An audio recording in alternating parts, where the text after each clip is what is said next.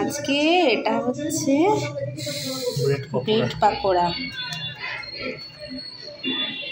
ও ভিতরে পুরো পনিরের স্টাফ, পনির স্টাফ করা।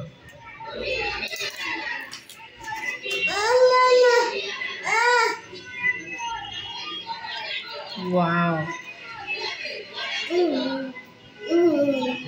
এই যে আরেকজন এসে গেছে খাওয়ার জন্য। খেয়েছে? ও ফাটাফাটি। দাঁড়া আছে। ওয়াও,